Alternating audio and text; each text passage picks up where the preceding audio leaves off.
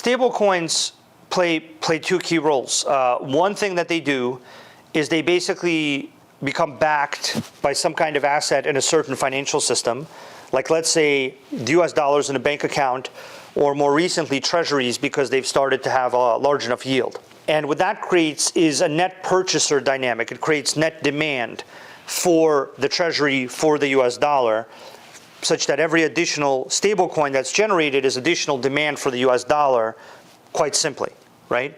So stablecoins are net buyers, are net demand for a currency, which makes them kind of what every currency wants, because every currency wants more demand. And then the second thing that they act as is distribution of a currency as a transactional mechanism, right? For example, the US is rightly obsessed with being the transactional mechanism in various international global contracts.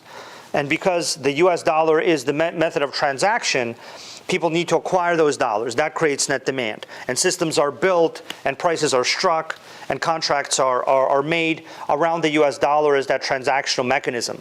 And ever since the Bretton Woods conference in New Hampshire after World War II, that has been one of the key driving forces of the US economy's growth and the US dollar dominance dynamic, which is very tightly linked with the US economy. So on the one hand, stablecoins are going to create more demand for treasuries, more demand for the US dollar. That'll strengthen the US dollar in the market on like a microeconomic level.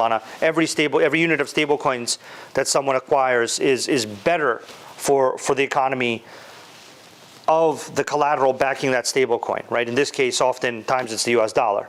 In other cases, there's stablecoins now with other currencies backing them. And then the second thing is that it exports that currency into various transactions as the method of transaction, as the settlement currency, as the way that you settle a transaction. In our industry's case, it's the ability to get in and out of exchanges, in and out of various assets. In many cases, the peg of most tokens is against something like the US dollar. So the stablecoin dynamic, even though the US so far has either ignored it or tried to stop it, has massively benefited the US dollar already. And that's proven by these two dynamics that I've said. On the one hand, you have anywhere from 2 to 4 to 5% of all US treasuries in some stablecoin format, which is significant and puts that category of the US Treasury market into the top 20, 30, US Treasury holders as stablecoins of all entities in all forms. And then on the other hand, you have the fact that whether you're in Hong Kong or Dubai or in Singapore or Australia or wherever, many of your transactions are struck against US dollar markets. And so it's exported the dominance of the US dollar into our industry and therefore into more and more transactions outside of the US. So I think it's frankly critical. And I think the US legislative process and the executive branch are starting to understand the importance of stablecoins. But very importantly, it will not stop at stablecoins.